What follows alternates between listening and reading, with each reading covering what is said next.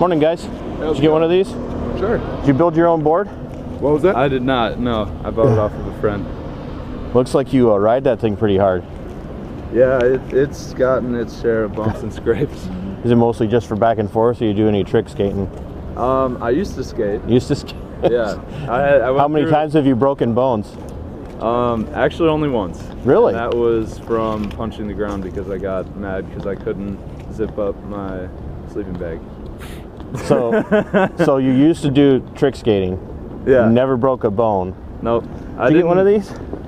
I didn't get like super I went through like a phase of like 4 months where it was just up and down my street all the time. And the only time you broke a bone was when you got mad and in a foolish moment of rage punched the ground because you couldn't zip up your seat. That is new. I have heard a lot. You guys have a good day. Yeah. What is this? Well, I don't try not to interfere with people when they're on their way to class because I know. But my name's Todd. Jacob. Matt. I thought you said Pat, and I'm like, I'm going to screw that up. That's okay. Jacob and Matt. Yep. So what this is it's a Worldview DVD. What it does is it asks some questions. How do we get here? Why are we here?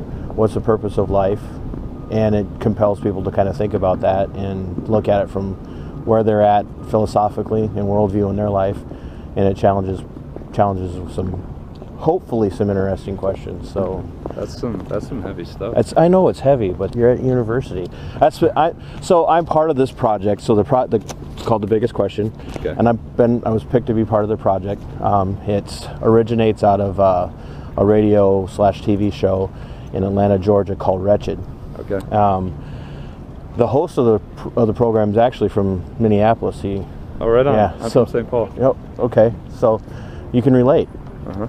So he got hired. He was working for one particular radio program. They kind of said, hey, we really like what you do. You want to come down to Atlanta and work for us? And in the process of doing what he does, they came up with this DVD. And it just goes through and it asks people, what do you think about life? So like Jacob, right? Uh-huh. So Jacob, if someone had to ask you, and if you guys got to go, you got a class or lunch or whatever, just tell me, hey, we got a jet. I'm cool with that. We actually just finished. So what it does is it said, what I'm going to do. What's your worldview? How do you? Everybody's got a worldview, right? Everybody has it. They either have a Christian worldview, a Muslim worldview, or Islamic worldview, or a Jewish worldview, or are they strictly philosophical? So even atheism and agnosticism is a worldview. So what would Jacob and Matt's worldview be? Catholic. Catholic. So you would say a Christian worldview. What about? I was raised Catholic. Okay.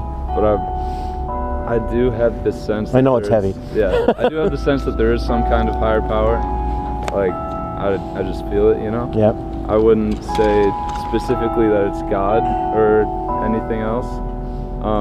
But I feel like there's something much, much larger than ourselves. Is that noon? 11 o'clock. 11? All right. I lost track of time. It's an hour and a half drive for me over here. So really? Dang. It's a day off, and I can't do any yard work on a day like this, so I might as well go outside and do something else. There you go. So, you were raised Catholic. Would you see yourself, Matt, would you see yourself more in Jacob, right? Jacob's camp, or still would you view yourself as having a predominantly Catholic worldview? I guess I would say I'm not exactly the most traditional Catholic. I guess I'm a little bit more. Just kind of like my beliefs and everything. Like I kind of grew up in a very traditional church, but I'm kind of more lax with my faith, I guess. Okay. Like people say a woman can only sit on this side of church and everything like that. I don't really like that too much because I'm a pretty conservative Christian, and I wouldn't do that either. Okay. They're like, oh, we should be wearing veils to church. I'm like, I'm pretty conservative Christian. Yeah. I wouldn't do that. Yeah, I know. So I guess I'm kind of I'd say halfway between that and Jacob's worldview, I guess. So you would, if I could paraphrase, if you're all right with that, sure. Just see if I can understand. You're raised pretty much Catholic. Not quite sure what you believe about religion and spirituality, but there's something out there. Mm-hmm. You would say, raised Catholic, maybe some things about what you were taught that you wouldn't agree with, but definitely see the God of Christianity as being real. Yeah. Fair? Yeah, that's fair. I like that. Fair? Yeah. Fair? Okay. So, I'm going to ask this question because it's a good way to get the ball rolling as far as getting people to see where their worldviews are coming from. Because you guys have some similarities but some differences too. Like you would say something, but you are over here, God, but. And so that sounds similar, but there's a difference.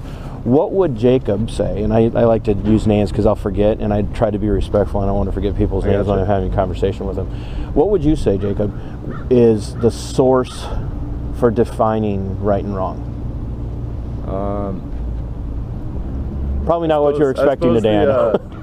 The kind of unspoken moral compass / how society and our culture has shaped that.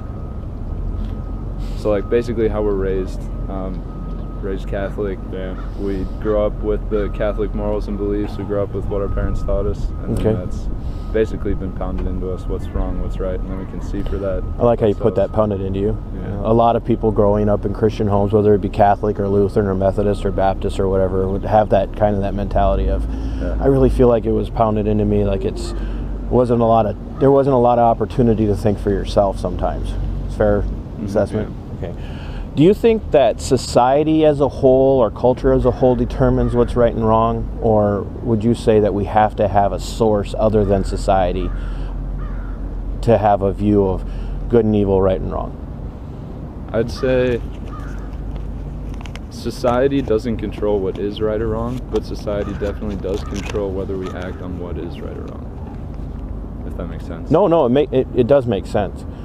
So society can't determine what is good or evil, right or wrong, but society could make a law or change something in the way society operates to go against a external standard. Yes. So if we go back to let's go back to the 1930s and 40s, the society and the culture in Germany said it was okay for Jews and the Roma people, the Gypsies, and other minorities to be rounded up, put in concentration camps and be killed off. That wasn't right. That was wrong. But their society and their culture said, well, we're going to change that, and we're going to go against that law, that natural law. Is that kind of what you were saying? Yes. Did I confuse you? A little bit. Okay.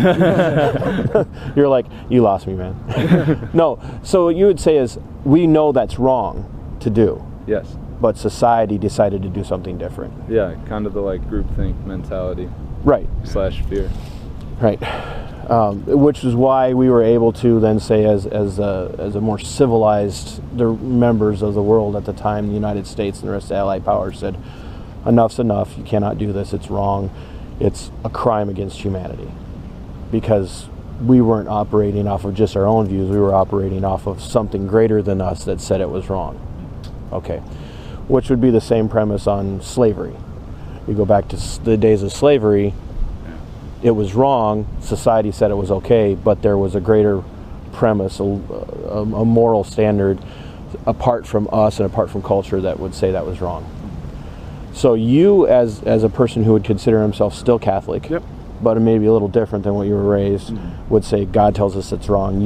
Would you agree that however you define God would still be our source for that? Yes. Okay.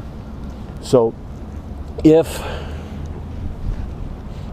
you guys are getting cold or getting bored, you can take off at any time. So Okay. I have to get going real soon. I'm meeting somebody at the gym. So at the gym? Yeah. So you're gonna go work out? Yes. You're better than I am. My workout is walking every day. That's not bad. I mean, it's good for you. So as long as you're staying active. I'd be a lot fatter if I didn't.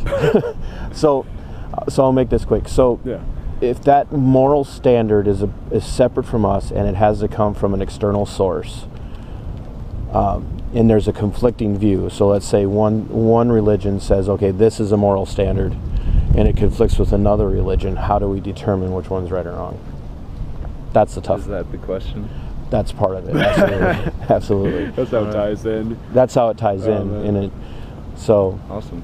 This is intriguing. Yeah. So, thanks for. Yeah, I know you guys got to get going. So good to meet you. Yeah, it's nice to meet Jacob and Matt. Yep. So no, I really appreciate you guys taking the time to talk to me. Yeah, sure. On a day like this, 2 minutes is I'm more than happy with 2 minutes. So, so you're wearing a bomber cap, so you're warm all over. Yeah. So, well, take it out. Take a chance to watch it.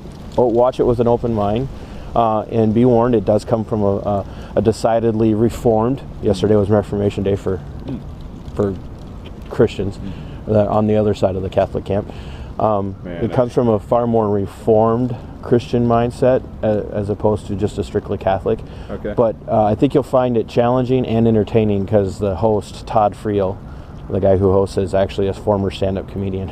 Oh, right. So one of the people on it, the predominant voice, is a former stand-up comedian. So Sweet.